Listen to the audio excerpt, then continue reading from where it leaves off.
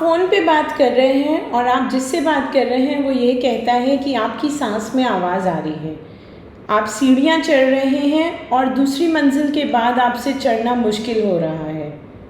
आप भागना चाहते हैं पर आपको रुकना पड़ जाता है। या अगर आप एक यंग जिम एंथुजियास्ट हैं तो जिमिंग करने के टाइम आपको या ट्रेडमिल पे चलने के टाइम आपको एकदम से छाती में बेचैनी होती है। क्या आपको सांस में दिक्कत आ रही है?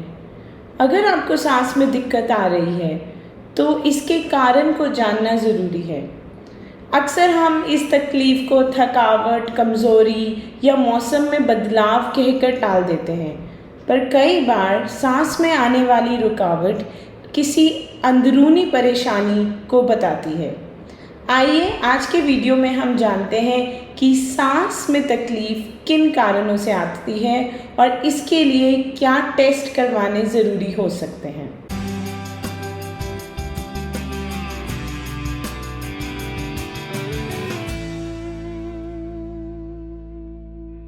नमस्कार, मेरा नाम डॉक्टर अंशु मनीजा अरोड़ा है। मैं गुड़गांव में प्रैक्टिस करती हूँ, एक चेस्ट स्पेशलिस्ट हूँ और मैं अपने चैनल के माध्यम से आप तक रेस्पिरेटरी डिजीज़ेज़ की इन्फॉर्मेशन लाती हूँ।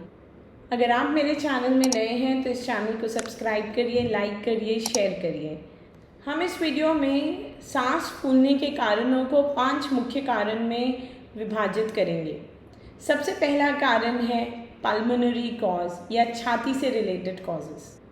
पल्मोनरी या छाती से रिलेटेड कॉजेज़ हमारी छाती के ऊपरी भाग यानी अपर रेस्पिरेटरी ट्रैक्ट और छाती के निचली भाग यानी लंग से रिलेटेड हो सकते हैं। सबसे ज़्यादा कॉमनली एनकाउंटर्ड सांस लेने में दिक्कत जो ना तो एक्सर्शन पे आए ना वर्कआउट करने पे आए, सिर्फ बैठे बैठे या सोते सोते आए, उसका कारण नाक से हो सकता है। नाक में अक्सर मरीज़ को एलर्जिक राइनाइटिस या नेज़ल ब्लॉक या नाक की हड्डी का टेढ़ा होना, डिविएटेड नेज़ल सेप्टम की प्रॉब्लम्स रहती हैं। इन प्रॉब्लम के चलते सांस लेने में कहीं ना कहीं भारीपन महसूस होता है।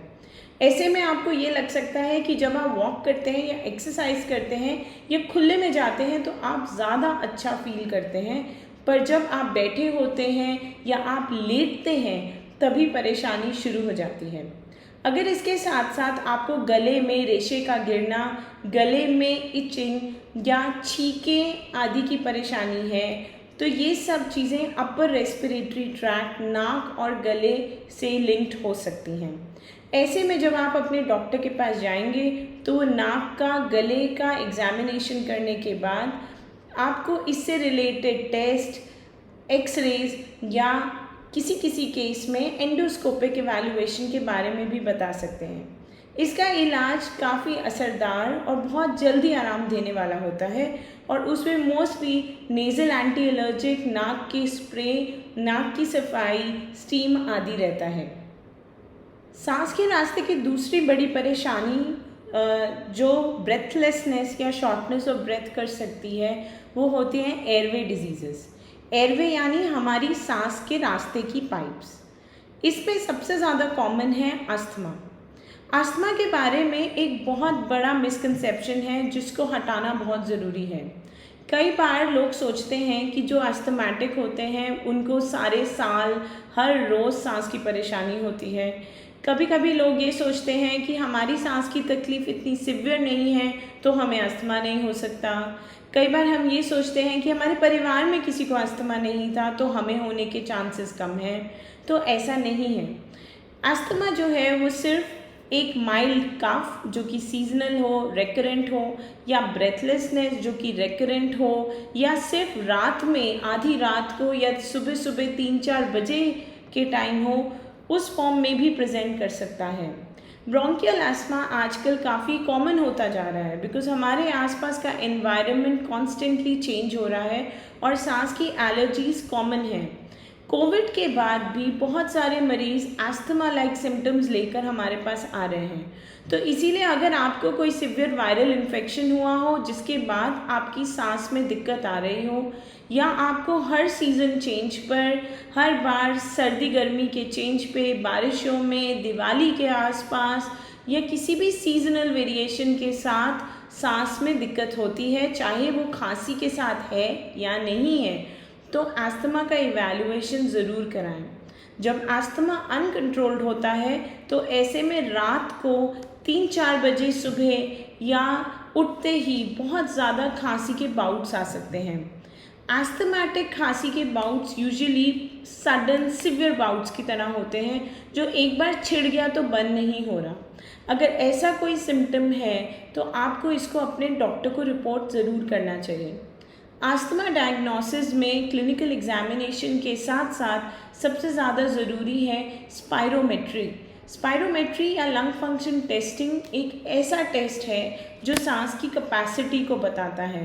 इसके काफ़ी टेक्निक्स हैं और ये यूजुअली अस्थमा के डायग्नोसिस में और मैनेजमेंट में काफ़ी मदद करता है। अस्थमा के अलावा एक और सांस की दिक्कत होती है जो स्मोकर्स में ज़्यादा देखी जाती है।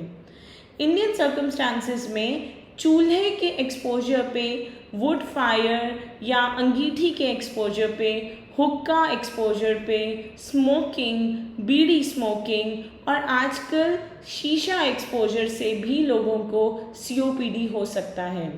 COPD का मतलब क्रॉनिक ऑब्स्ट्रक्टिव पल्मोनरी डिजीज़ है। इसको देखा जाए तो इसके सिम्टम अस्थमा जैसे ही रहते हैं, पर ये परसिस्टेंट होता है। ये एक इरिवर्सिबल डिजीज़ है जिसका मौसम के साथ उतार चढ़ाव तो हो सकता है, पर मौसम के साथ उसका लिंक सिर्फ आने और जाने में नहीं है। COPD एक गंभीर बीमारी है क्योंकि COPD जैसे जैसे उम्र बढ़ती है उसके साथ और ज़्यादा सांस की तकलीफ दे सकता है। जल्द इलाज करने से, स्मोकिंग या स्मोक एक्सपोजर को छोड़ने से COPD को रोका जा सकता है। COPD के लिए भी लंग फंक्शन टेस्टिंग बहुत ज़रूरी है। आपके डॉक्टर इसके साथ में chest x-ray, chest CT scan को भी एडवाइस कर सकते हैं, इसीलिए इसका पता करना बहुत ज़रूरी है। COPD का इलाज और अस्थमा का इलाज मेनली इन्हेलर्स या इन्हेल्ड मेडिकेशन के थ्रू होता है। इन्हेलर्स हमारी आदत नहीं बनते, बल्कि अगर वो हमारे लिए ज़रूरी हैं तो वो हमारे लिए जीवनदायक बनते हैं। इन्हेलर्स सीधा सांस के रास्ते में जाते हैं, इसीलिए इससे होने वाले साइड इफ़ेक्ट ओरली मुंह से खाई हुई दवाई के कंपैरिजन में काफ़ी कम हैं। ये टोटली सेफ़ हैं और सबसे ज़्यादा रेकमेंडेड ड्रग्स हैं सांस के रास्ते की परेशानी के लिए।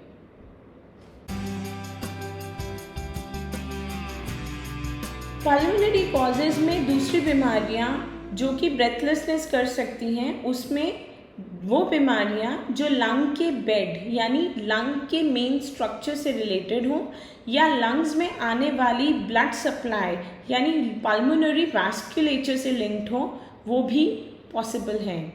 ये बीमारियों में से सबसे ज़्यादा ज़रूरी है इंटरस्टिशियल लंग डिजीज़ को जानना।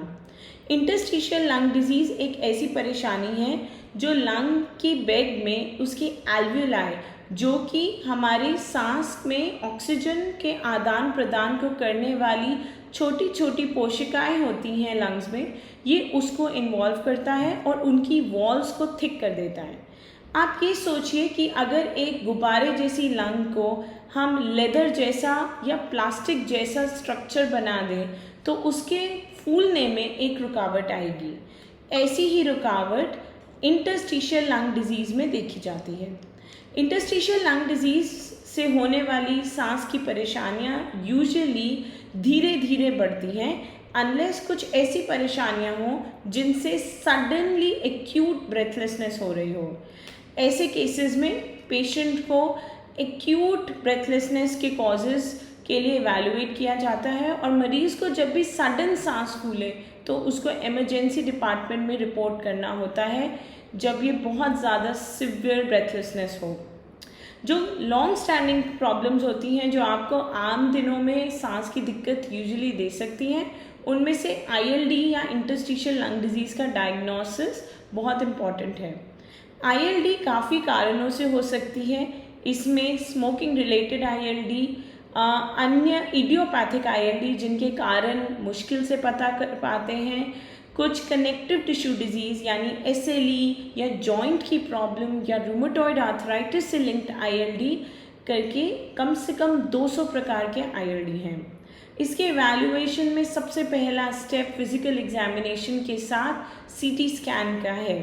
इसके साथ साथ पल्मोनरी फंक्शन टेस्ट और डिफ्यूजन कैपेसिटी ऑफ लंग नामक टेस्ट काफ़ी ज़्यादा इफ़ेक्टिव हैं ये जानने के लिए कि ILD कितना सिवियर है।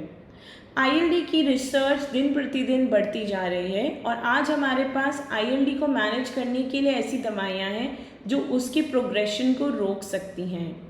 ये एक सीरियस बीमारी है। इसके होने से मरीज़ की ऑक्सीजन लेने की क्षमता कम हो जाती है और धीरे धीरे ऑक्सीजन कम आता है। तो अगर किसी को सांस में दिक्कत है, कोई सूखी खांसी है जो काफ़ी समय से है, धीरे धीरे चलने में परेशानी होती जा रही है और ऑक्सीजन चेक करने पे कम आता है, तो इंटरस्टिशियल लंग डिजीज़ को देखना बहुत ज़रूरी है। जैसा कि मैंने बताया, इसके अलावा पल्मोनरी वैस्कुलर डिजीज़ेस भी लंबी सांस की दिक्कत कर सकते हैं, जिसमें पल्मोनरी एम्बोलिज्म एक कारण है। ये क्रॉनिक यानी लॉन्ग लास्टिंग भी हो सकता है, जिसमें लंग्स के अंदर खून के थक्के जा सकते हैं। ऐसे में पेशेंट को सडनली सिवियर ब्रेथलेसनेस या अक्यूट पल्मोनरी एम्बोलिज्म नाम की परेशानी हो सकती है, जिसमें सडन ऑक्सीजन की गिरावट और बहुत सिवियर चेस्ट पेन के साथ ब्रेथलेसनेस हो सकती है, या ये लॉन्ग स्टैंडिंग ब्रेथलेसनेस कर सकता है जिसके साथ ऑक्सीजन कम रहता है। इसकी जांच में CT स्कैन, जो कि एक स्पेशल टेक्निक से होता है जिसको पल्मोनरी एंजियोग्राम बोलते हैं, उसकी ज़रूरत पड़ सकती है। ऐसे मरीजों को हॉस्पिटल में एंटीकोएगुलेंट थेरेपी के लिए एडमिट होने की ज़रूरत पड़ सकती है। चेस्ट की प्रॉब्लम्स इसके अलावा चेस्ट की आउटर लेयर से भी आ सकती हैं, जो कि लंग्स के बाहर की थैली होती है। इसको बोलते हैं प्लूरल कैविटी। प्लूरल कैविटी में अक्सर दो मुख्य रूप की प्रॉब्लम्स सांस में दिक्कत दे सकती हैं। इसमें एक प्लूरल इफ्यूजन यानी छाती के बाहर पानी का जमा होना होता है, और दूसरा न्यूमोथोरैक्स यानी लंग से लीक हुआ हवा बाहर कैविटी में जमा हो सकता है। ये दोनों sudden sharp severe chest pain जो कि एक तरफ हो रही हो और उसके साथ सांस में प्रॉब्लम के साथ आ सकते हैं। TB के मरीजों को भी प्लूरल इफ्यूजन या न्यूमोथोरैक्स के कारण सांस में ज़्यादा दिक्कत आ सकती है। तो सांस में दिक्कत के पल्मोनरी कॉजेज़ यानी छाती से रिलेटेड कॉजेज़ कई हैं, जिनमें से ये कुछ मुख्य कारण हैं।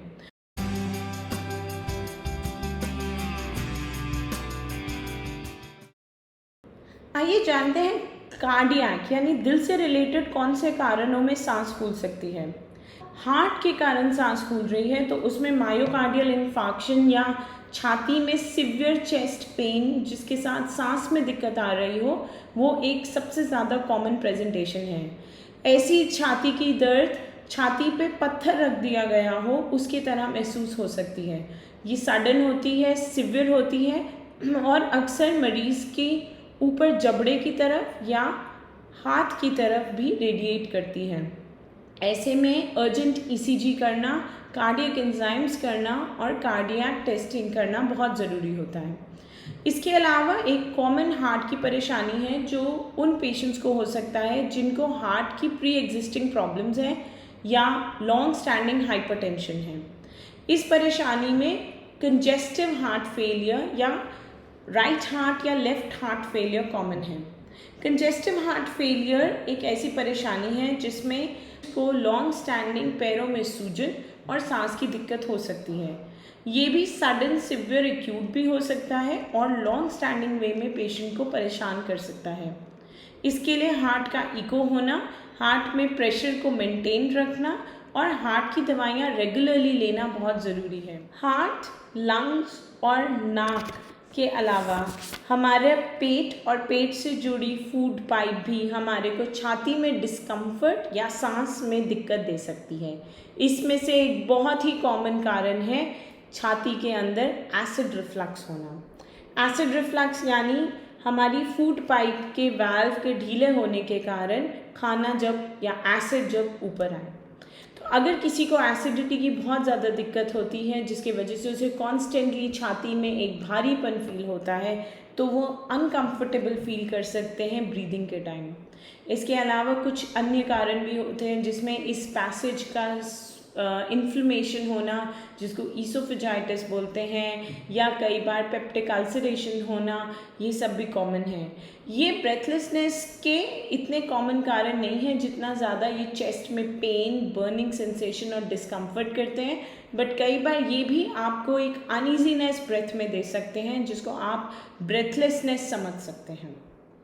आखिर में मैं जिन कारणों के बारे में बात करना चाहती हूँ वो कुछ कॉमन सिस्टमिक कारण होते हैं सांस फूलने के, यानी ये किसी ऑर्गन सिस्टम से लिंक तो नहीं है बट ओवरऑल हमारी बॉडी को अफेक्ट कर रहे हैं।